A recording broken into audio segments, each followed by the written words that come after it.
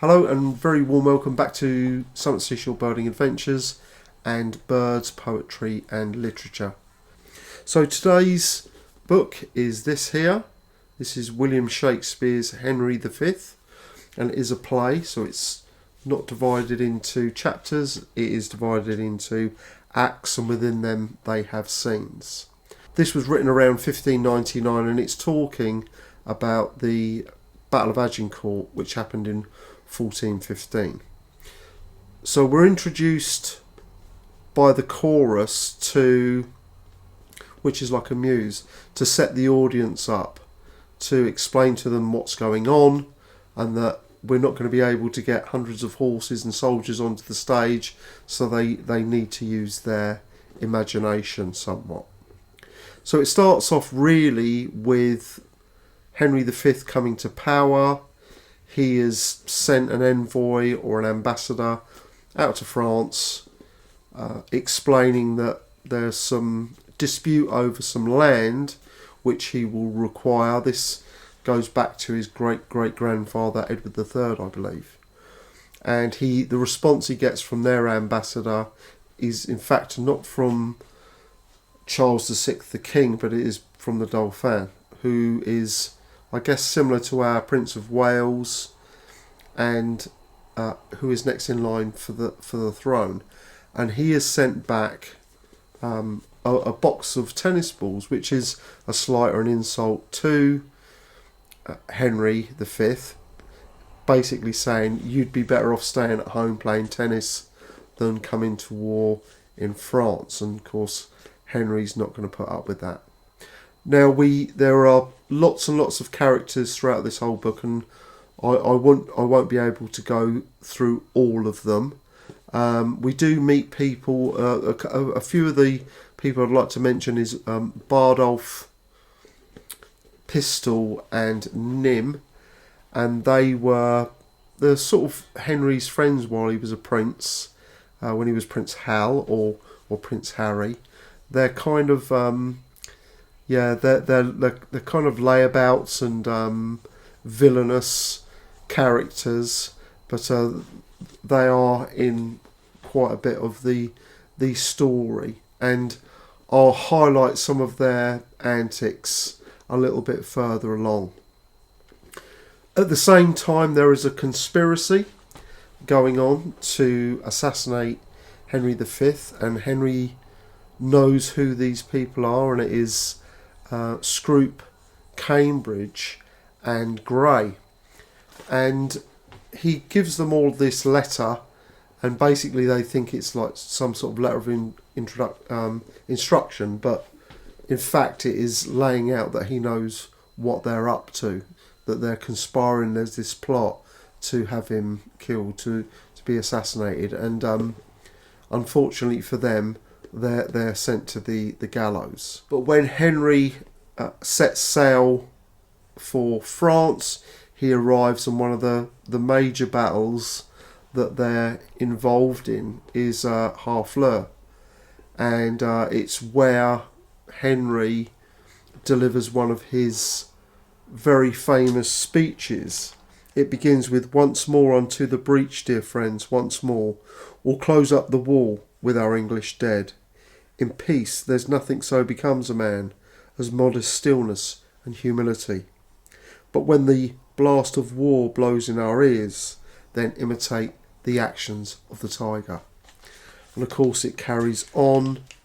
"I see you stand like greyhounds in the slips, straining upon the start. The game is afoot. Follow your spirit, and upon this charge, cry God for Harry, England and St. George."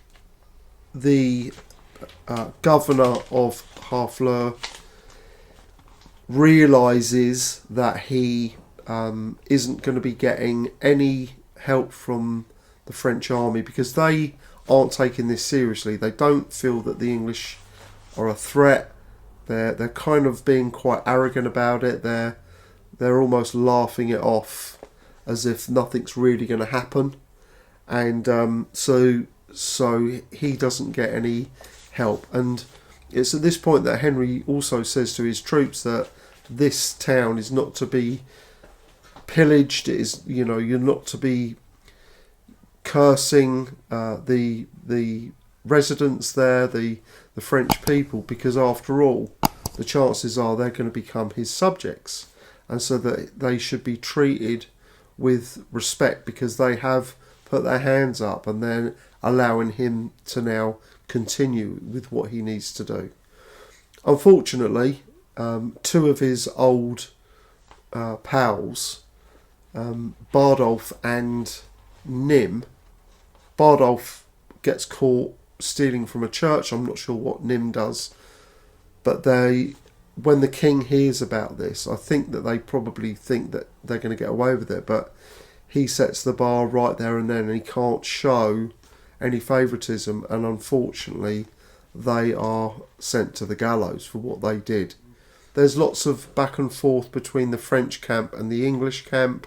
The French are still not taking this particularly seriously, and the night before the main battle, Henry disguises himself, and we'll hear more about this in a moment, but Henry disguises himself at night time as a regular soldier, and he's going about the troops and he's sort of seeing how the morale of the camp is, and there's a few conversations that go on, and I'll bring them to mind when I talk about some of the birds that I found within the text.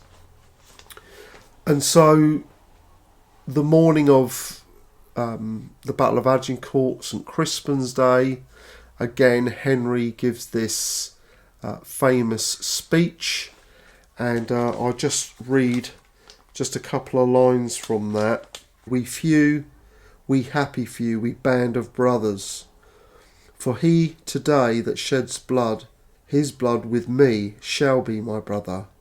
Be he ne'er so vile, this day shall gentle his condition, and gentlemen in England now abed shall think themselves accursed they were not here, and hold their manhoods cheap, whiles any speaks that fought with us upon St Crispin's Day.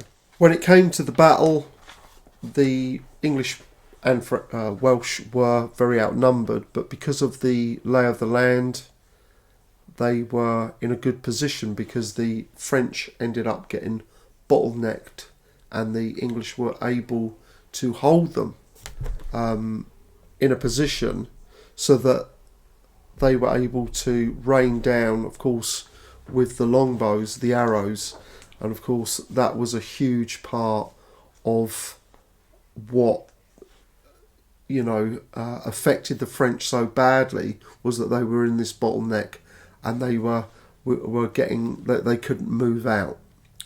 So eventually he gets a visit from the I think it's Montjoy, who is the herald, and he has already seen him previously sort of asking him to give up, and on this particular occasion he comes to him again and Henry's like, we are not going to be giving up, and it's when he then says, the day is yours. So there was a castle there which was called Agincourt, and so the battle there is remembered as the Battle of Agincourt. So that's a brief overview of the book, and now we're going to look at a few of the examples that I found within the text that refer to birds. So the first example is, if you can imagine, we're back in England, and Canterbury and the King and Westmoreland are in conversation prior to leaving for France, and Westmoreland says, but there's a saying, very old and true, if that you will France win, then with Scotland first begin. For once the eagle England being in prey, to our unguarded nest the weasel Scot comes sneaking, and so sucks her princely eggs, playing the mouse in absence of the cat, to tear and havoc more than she can eat. And of course England is being referred to as the eagle. Here we have another example, and this is actually where we are at the Boar's Head Tavern in Eastcheap, London. The hostess of the tavern is Mistress Quickly, and she is with a man called Pistol. She is now in a relationship with him. However, initially she was in a relationship with a man called Nim, and Nim and Pistol were friends. Now, so at the beginning of this particular scene, Bardolph and Nim are outside this tavern having a conversation, and Bardolph saying to him, have you sorted this problem out with Pistol? Because I'm sure, we're going to be going to France, we're going to war with the king. Is everything going to be okay with you two? And he's not happy about what's happened.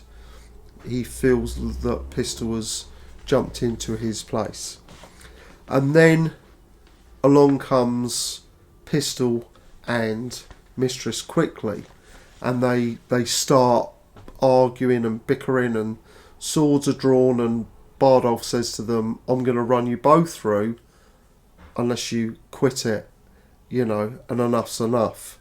And you think that they've kind of got to that point where they're going to walk away.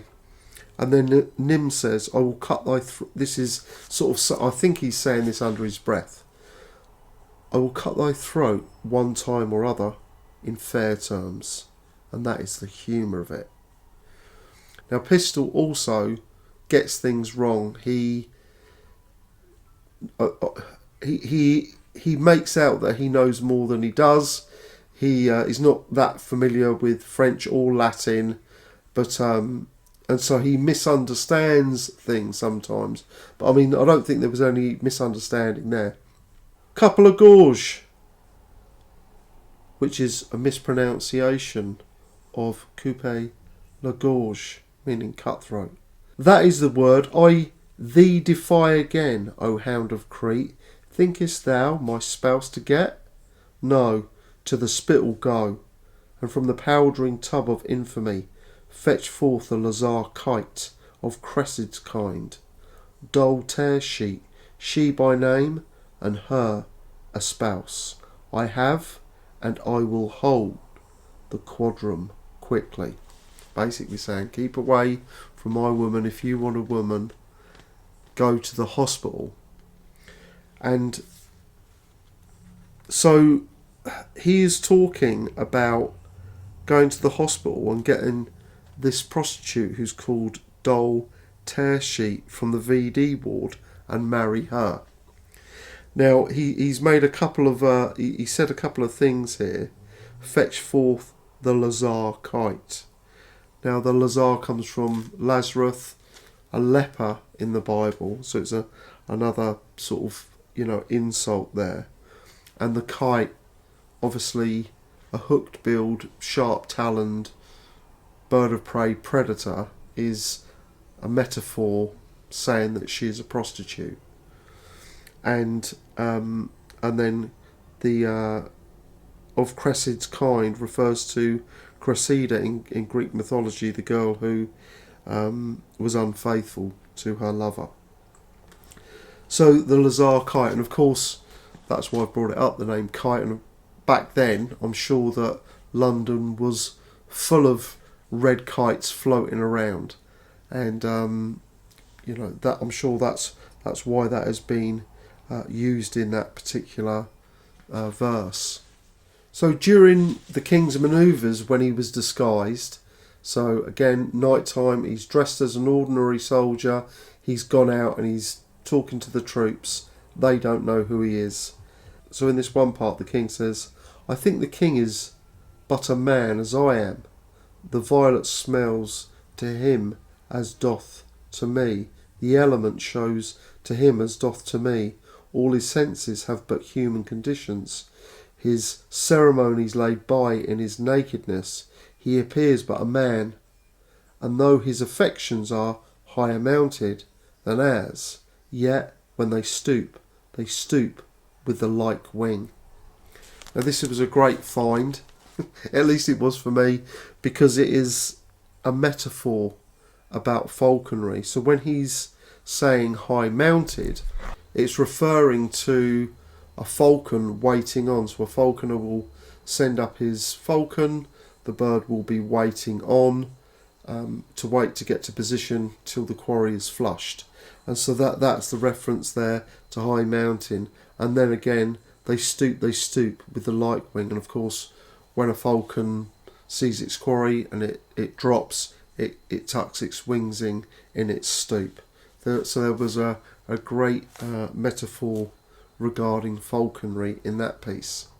And again, we are still in conversations with different troops out on the ground as he's disguised, and the king is sort of seeing how they react to different things he says.